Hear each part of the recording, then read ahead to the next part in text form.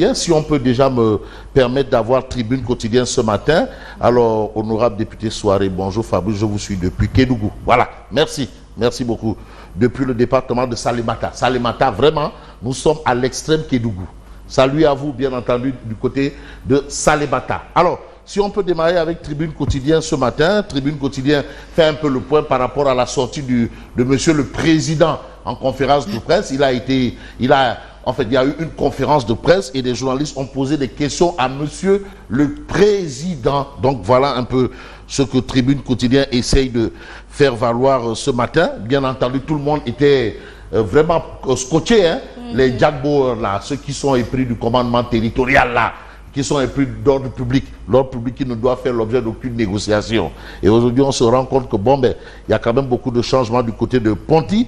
Donc, si on peut avoir Tribune Quotidien, et je vais bien entendu démarrer par Tribune Quotidien, à la une du journal du groupe des médias, il a été question des propos du président. Un premier ministre super fort. Vous savez, si vous voulez comprendre le monde, il faut savoir lire entre les lignes. Et ça, c'est un exercice très difficile. C'est pas donné. Savoir lire entre les lignes. Savoir écouter entre les propos et les mots. Parfois, les mots que vous entendez sont enrobés de beaucoup de choses dans le fond. Mais maintenant, on ne se contente plus que la forme, c'est-à-dire le volet un peu cosmétique. Alors qu'il faut aller au-delà de ce volet cosmétique. Comprimé, enrobé. Thierno Ibrahima Diop. Alors, Premier ministre super fort, président en retrait. Ça, c'est en quelque sorte le titre de Tribune ce matin. Mais attention, pour la rédaction de Tribune Quotidien, mais Sonko manœuvre, tandis que Diomaye s'efface. Ça peut renvoyer à quoi? Sonko manœuvre, Diomaye s'efface. Mais Tribune Quotidien prend au mot quand même une personnalité, c'est-à-dire le DG de l'APIX. Lui, il est clair, formel. Nous travaillons à faire élire Ousmane Sonko président de la République du Sénégal. Nous, parce que aussi le temps est important, la personne, première personne du pluriel, nous. Là, j'ai même envie de faire, excuse-moi Thierry, j'ai envie de faire même une analyse logique. Dans nous travaillons, il y a une proposition principale. Nous, proposition principale, nous travaillons. Et tiens, quand même, sur ce point, il y a quand même matière à débat. Non, je me demande pourquoi il décide de dire comment. Quoi? Normalement, ça doit être une évidence, la candidature de Sonko. Oui. Dès lors que Diomaye lui demande de ne pas de bien lorgner. Voilà. Donc moi, je crois que c'est une évidence. Pourquoi trouve-t-il le besoin de de le rappeler? Pourquoi trouve-t-il le besoin de le rappeler? Oui. Pourquoi? Il y a problème. C'est-à-dire, est-ce qu'il n'est pas en train de dire aux gens ce que les gens savent clairement? Non, ça dit que peut-être. C'est-à-dire, il n'y a que eux qui ont un souci de le rappeler, mais tout le monde on a tout compris. Oui. Ouais. De monsieur le DG de l'APIX. Qui l'a activé. Voilà. Qui l'a activé. En tout cas, on a tout compris. Oui, est-ce que ces propos ne porteront pas préjudice en 2029 lors des élections? Si le président prend parti déjà à travailler pour que son actuel Premier ministre devienne président prochainement. Il y a beaucoup de signaux contraires dans le discours de Diomaye. Oui. Autant il demande le renforcement des, je ne dis pas pouvoir, le Premier ministre n'a pas de pouvoir, des prérogatives de Ousmane Sonko. Mais autant il émet un son de cloche contraire. Non, c'est pas un pouvoir, c'est aussi... Voilà. Ici, on est en régime présidentiel. C'est le président de la République qui détient les pouvoirs. En tout cas, voilà. Ouais. En tout cas, il a des prérogatives. Avoir de pouvoir et avoir des prérogatives. Du moins des pouvoirs délégués. Ouais, mais on peut aussi changer la donne. Hein, ah oui, voilà, la donne a été changée. Mais de toutes les façons, moi j'ai lu une contribution, celle de l'ancien président de la commission des lois, Moussa Diakhaté, mais qui demande que le président travaille plus pour les institutions fortes que les hommes forts. Force est de retenir, d'après Tribune Quotidien, que vous avez la réaction de l'ancien Senga, justement, par rapport à l'adoption de la loi interprétative. Attention, mais l'ancien Senga Mamadou Seck appelle à la prudence. Parce qu'il y a eu aussi des faits, lesquels l'ancien chef d'état-major général des armées met en garde contre toute stigmatisation des FDS. Mais on a vu des manifestants attaquer des camps militaires. Ça aussi. Oui. Il ne faut pas quand même qu'on devienne aveugle subitement. Et on devient, par rapport à... On a vu des manifestants attaquer des camps militaires. Ça, c'est cousu de fil blanc. Voilà, les garnisons. Ça veut dire quoi? C'est la question. D'accord, loi interprétative. Attention à la stigmatisation. De toutes les façons, le porteur de cette loi dit les forces de défense et de sécurité ne sont en aucun cas visées. D'accord. Alors, c'est la première fois que je vois ça. Il faut tenir compte de ça aussi. Des manifestants attaquer des camps, des garnisons. Mais attends, des garnisons. Bref, vous avez l'Alliance Sauver le Sénégal de Babacar Mbaye Ngaraf qui se prononce sur l'annulation de la loi interprétative. Le peuple compte sur la sagesse du Conseil constitutionnel. Parce qu'aussi, il faudrait que le Conseil constitutionnel joue pleinement sa partition.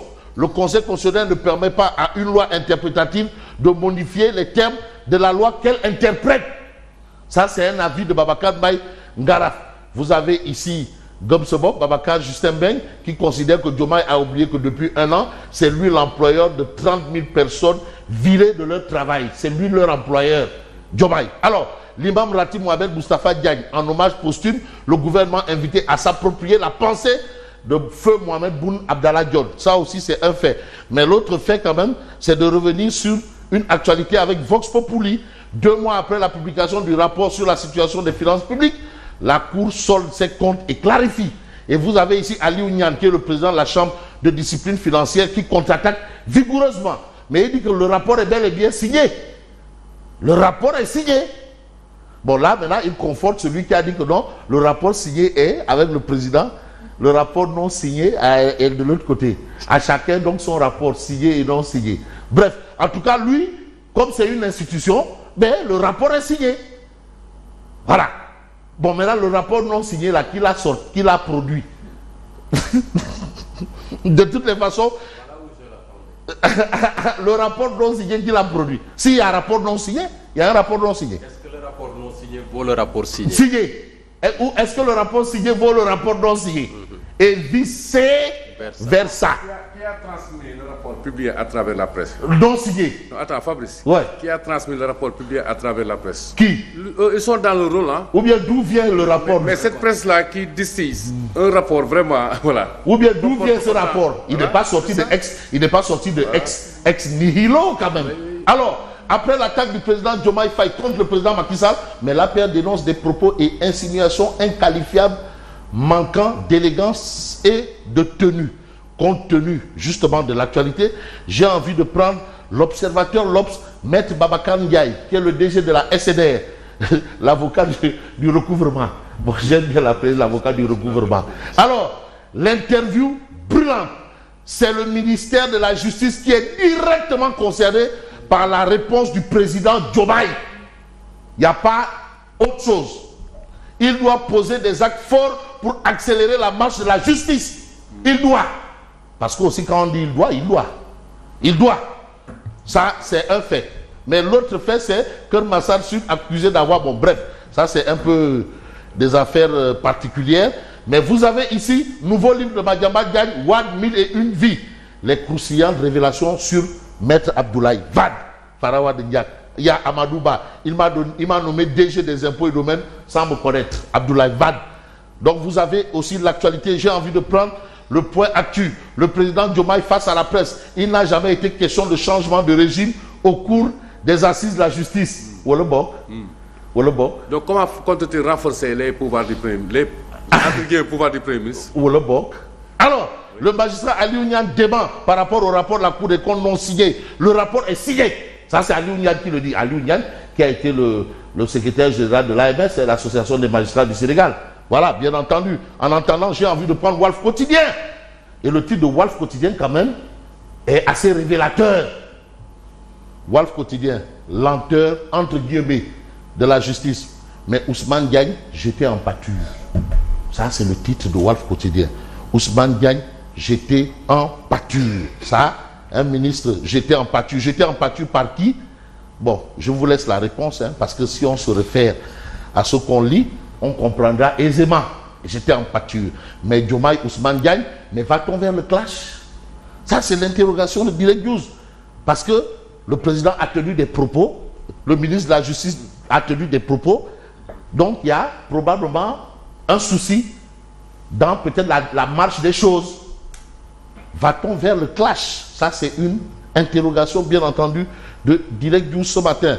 Mais on va peut-être voir une autre news parce que cette actualité, quand même, elle est importante actuellement parce qu'il y a un autre journal, je crois que c'est Lit Quotidien, je ne sais pas si j'ai Lit Quotidien ici, qui quand même met le pied dans le plat par rapport à cette actualité. C'est une actualité, malheureusement, nous ne l'avons pas ici parce que sur ce sujet, quand même, il y a beaucoup de choses à dire. Mais que dire du type de critique? L'expert en droit et protection de l'enfance dépoussière le code de la famille. Remplacer puissance paternelle par autorité parentale. Parce que parfois, il y a des mamans qui jouent aussi le rôle de père et de mère. C'est comme il y a des papas qui jouent le rôle de mère et de père. Attention.